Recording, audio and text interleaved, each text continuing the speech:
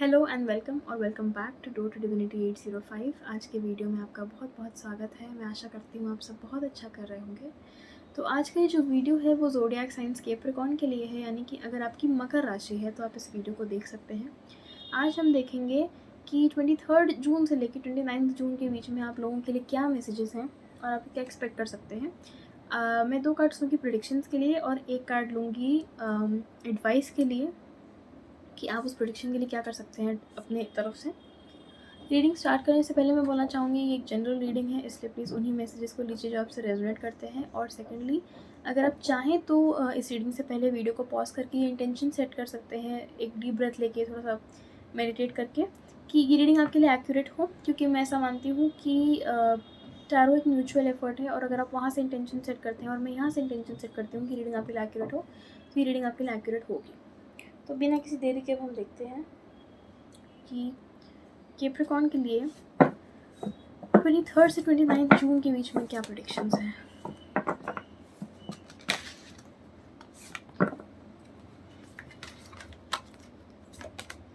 Six of cups, 2 cards मेरा मन कर रहा है लेने का। पहला है 2 ऑफ वॉन्ड्स और दूसरा है 3 ऑफ स्वॉर्ड्स। क्योंकि ये कार्ड्स एक साथ हैं इसलिए मैं इन्हें एज वन मैसेज देखूंगी। टॉप ऑफ द डेक है टेम्परेंस।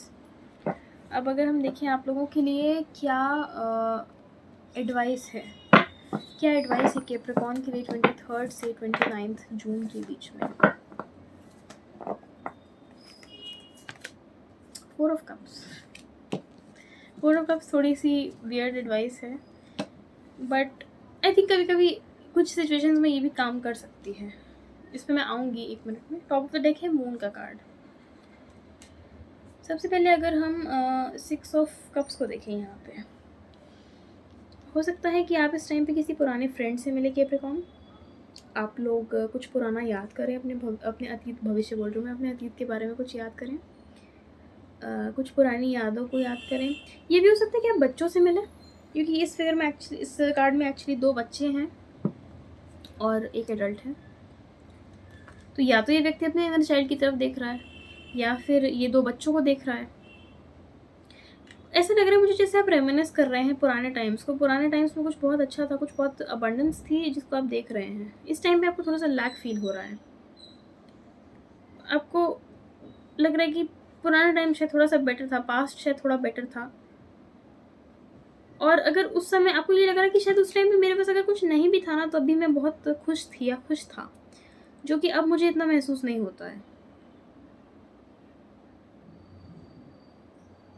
ये भी मतलब हो सकता है कि आप किसी ऐसी जगह पे जाएं जहाँ पे आप पहले जाते थे या आप पहले से जानते हैं। अच्छा, अब मैं अगर आपके लिए उसकी बात करूँ, सेकंड प्रेडिक्शन जो है, सेकंड जो मैसेज है, 3 ऑफ स्वॉर्ड्स और 2 ऑफ वॉन्ड्स। अगर आप ऑलरेडी कुछ कर रहे हैं और अगर आपको वहाँ से थोड़ा सा डिसहार्टेंड फील हो रहा है, थोड़ा सा डीमोटिवेटेड फील हो रहा है, तो मुझे लग रहा है आप इस वीक में कुछ और भी ट्राई करने की सोचेंगे। आप इस टाइम पे बहुत एम्बिशियस मुझे फील हो रहा है। मतलब आप रेमिनिस भी कर रहे हैं, ऑफ कोर्स आपका मन थोड़ा सा इमोशनल हो रहा है, थोड़ा सा आप पास्ट के बारे में ज़्यादा सोच रहे हैं इस टाइम पे, लेकिन आप फ्यूचर के लिए भी ओरिएंटेड हैं। आपके मन में काफ़ी ज़ील और स्पार्क है कि मुझे कुछ करना है, अपने आप को प्रूव करना है, ऐसी टाइप की फीलिंग।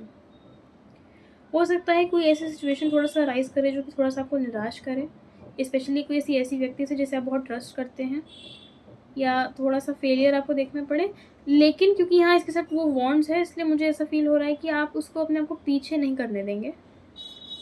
आपका स्वभाव ही शायद ऐसा है कि अगर एक रास्ता बंद होता है तो दूसरा रास्ता आप अपने आप खोलने के लिए आगे बढ़ने लगते हैं। आपका स्वभाव ही ऐसा है। और top of the deck temperance था। तो मुझे लगता है कि अगर आप कंटिन्यूस एफर्ट डालते हैं किसी चीज़ में तो वो सक्सेसफुल होना चाहिए, और आप चीज़ों को मॉडरेशन में करने की कोशिश करिए, बैलेंस बनाने की कोशिश करिए। अगर मैं आप लोगों के लिए एडवाइस देखूँ तो वो है 4 ऑफ कप्स और टॉप ऑफ द डेक था मून।